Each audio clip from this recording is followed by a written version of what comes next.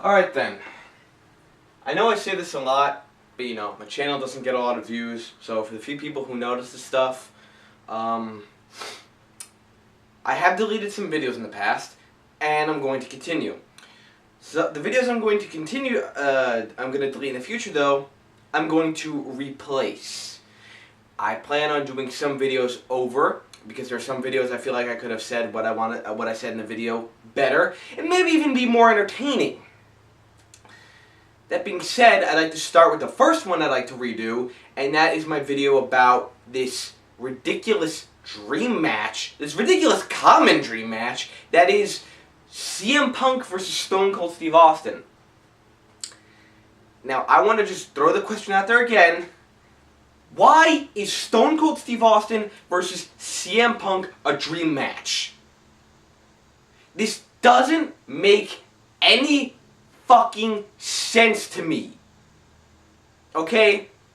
And I am a huge, major Steve Austin mark. Okay? And if it was the only way you can get him back to wrestle, by all means, I'd be, for the most part, I'd still be okay with it. I'd mark out for it. I'd watch it. But it does not make any sense to me. And to be honest, I don't want to see it.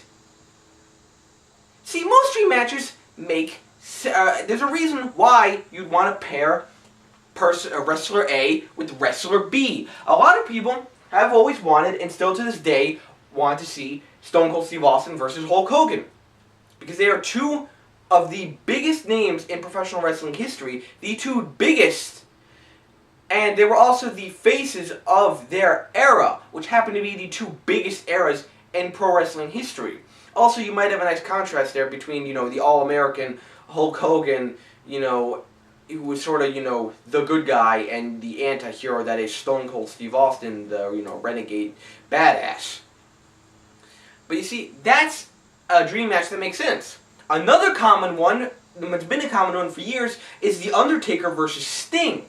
Because you've got, primarily, the Dead Man, the Phenom, the Undertaker versus Crow Sting. You've got these two dark, gothic characters who could, in the build-up, play mind games with each other, and they're because of their similarities, you want to see them fight each other. Something like another one maybe is like Kurt Angle versus Bret Hart. A lot of people would have wanted to see, because Kurt Angle versus Bret Hart, because you got two, technical wrestlers, so you can have them prove who is the best. Because they're similar. You got to have some type of similarity or differences though that go kind of hand in hand.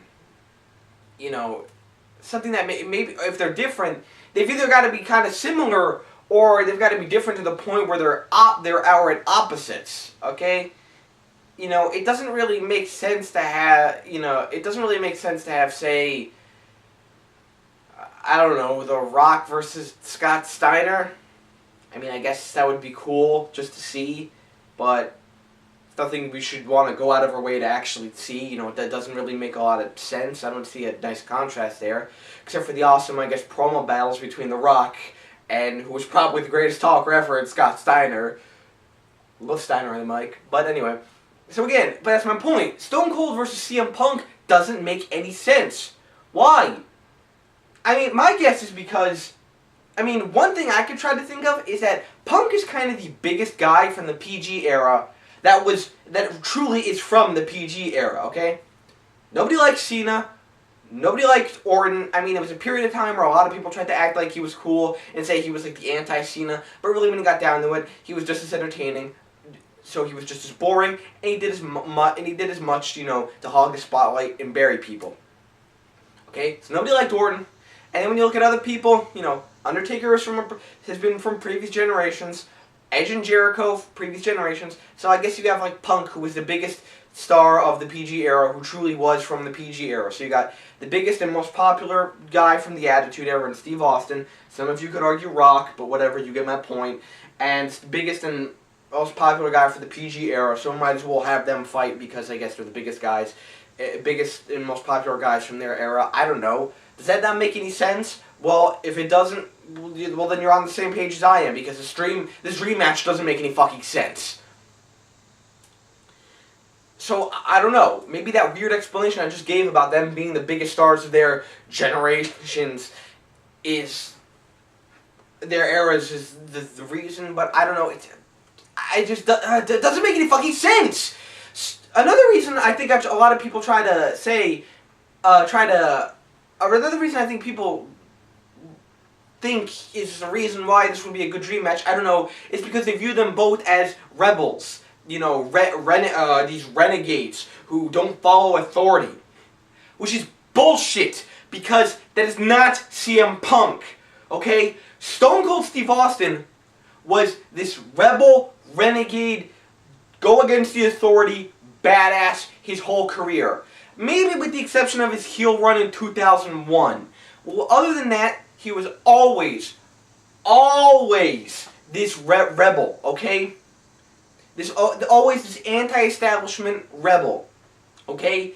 Once he stopped being a ringmaster and became Stone Cold Steve Austin, he started going against the status quo, okay? Started fighting his way, smashing his way, and kicking the asses of everyone in his way.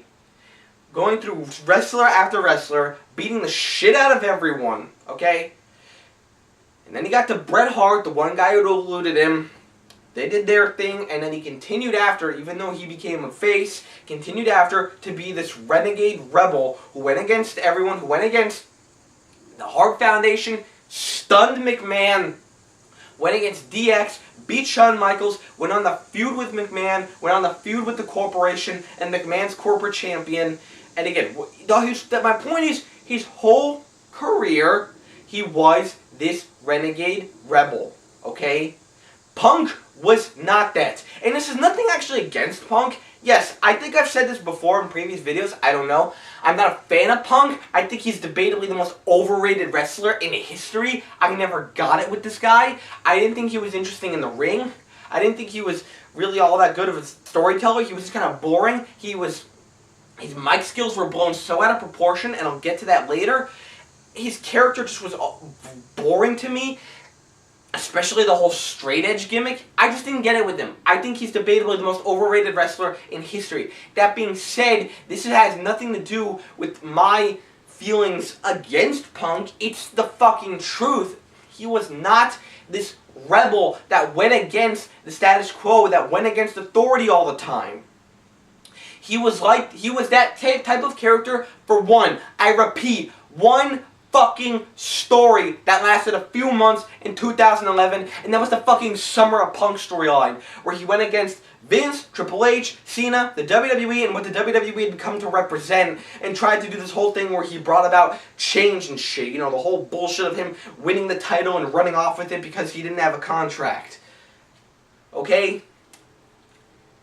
For that one story, that was when Punk was this rebel.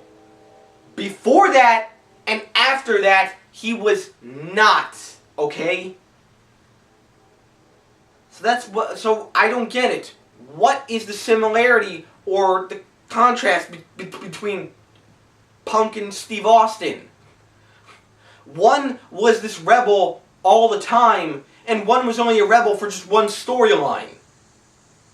They are not similar badasses. Steve Austin is a badass, Punk is not. And for all the people who try to act as if, well, they're two of the best talkers or something, A, that's a weak excuse. B, Punk's mic skills are so blown out of proportion, he is completely average on the mic, above average on the mic. He can get his point across, which I guess is what matters most, but he is not this all-time great talker on the mic, okay? Stop blowing his mic skills out of proportion. He's not one of the greatest mic talkers of all time, and he never was, okay? He was nowhere near the likes of a Dusty Rhodes, a Macho Man Randy Savage, a Roddy Piper, a Mick Foley, a Stone Cold Steve Austin, a Paul Heyman, or a Rock, or a Road Dogg, or a Chris Jericho, okay? Those are some of the all-time greatest talkers. Those are people who could talk asses in the seats, okay? Punk was only able to be this great big talker when he cut work shoots. And again, cutting work shoots is cool from time to time, but that was all he could do. Unlike a Steve Austin who could stay completely in character and keep people interested. Punk was only interesting on the mic when he broke character, brought reality into it. Okay? Without work shoots, Punk had no memorable promos, nothing memorable on the mic. Without cutting work shoots, people would not be calling him one of the best talkers ever. Oh, but because of the fucking pipe bomb. You know, he all of a sudden became known as this great talker. Okay? No. Oh, he wasn't. All he could do was cut work shoots. And those are fine to do from time to time. But they're one of those things that if you keep doing it, they're no longer special. Okay? How many work shoots did Austin cut? None. I cannot think of one. How many fucking work shoots and pipe bombs did The Rock cut? I can think of one. One. And it wasn't even in the Attitude Era, funny enough. But one. On the episode of Raw, before King of the Ring in 2002, after Austin walked out, Rock unannounced came out, and he had that whole promo where he told Austin, you know, he'd take his ball and go home, and he told him to fuck off. It's like the only work shoot or whatever, or I can think of, The Rock cutting. And what do you know? It felt special because The Rock never cut work shoots. Also, when he did come out and cut one, it was like, holy shit! This is insane! This is big! So, again, this whole thing that, like, Punk is this great talker, and he could go, you know, he could have a great promo battle with Austin on the mic. Bullshit! Austin would eat Punk alive on the mic. Okay? Oh, I'm gonna say it again. All Punk could do was cut work shoots. Without them, he was nothing. He had nothing memorable on the mic. Okay? The only reason I could see Steve Austin and Punk fighting would be if Punk were to play up the straight edge gimmick. The whole I don't smoke, I don't drink. You know, to the point where he basically becomes a fucking Boy Scout, a generic good guy Boy Scout, you know, the type of character everyone apparently hates Cena for, but, you know, when Daniel Bryan comes out and just becomes some generic, happy and smiling nice guy, it's okay. So, you know, so if Punk became, you know, this generic Boy Scout who is basically meant to be the opposite of the rebel, the renegade Steve Austin, you know, you have Punk representing the establishment and Steve Austin representing, you know, the anti-establishment. That could actually, I guess, make sense. Then a dream match would make sense. But you have people talking and saying Punk was this rebel. No, he wasn't. He fucking wasn't. And just because he had his problems with the WWE, where he fucking, you know, walked out, blah, blah, blah, you know, that has no bearing on his on-screen character. So again, the only time this dream match would make any sense to me would be if you had Punk actually play up the whole Boy Scout shit, I don't drink, I don't smoke, I follow the rules. Steve Austin, bad, because he does not follow the rules. Some of you are probably thinking, oh, that'd be terrible, but then if Punk actually came back and did it, you'd still say it was awesome, because it's CM Punk. So again, I've laid out all my reasons, and all the reasons why this dream match doesn't make sense. I just want to know, why? What is so special about Stone Cold Steve Austin versus CM Punk at WrestleMania?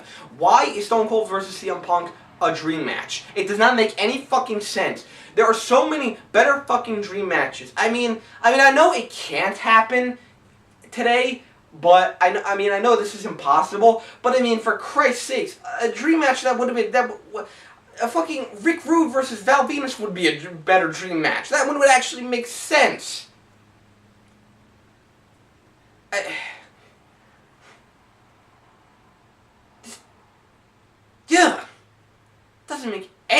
sense at all. I'd rather fucking see the fucking the fucking Gobbledygooker versus the Shockmaster would probably be better. Okay? I mean, yeah, I know. Better than if Steve Austin came back? No, but I'm saying it'd probably be a better dream match. Make more sense. Punk versus Austin does not make any sense, and I don't get why it's a dream match. As far as I'm concerned, this is not a dream match, and everyone who keeps suggesting it and claiming that it needs to happen, that if it were to happen, it would save wrestling, trying to act as if this is the biggest match that never will happen, it's the biggest match that should happen, needs to stop, needs to think about what they're saying. Okay? So, before I end this, I'm just going to ask one more time, why is Stone Cold Steve Austin versus CM Punk a dream match? Because as far as I'm concerned, it's not a dream match. It does not make any fucking sense, and it's not a dream match. It shouldn't be a dream match, okay? So, that's my video. I got more videos I'm going to redo in the future after this one. Feel free to subscribe, and feel free to always check out that other channel I do with my friends called Iron Gear Studios, there'll always be a link in the description box below, because I always feel the need to whore out that channel, because fine, whatever. Anyway, I'll talk to you later, people. Bye.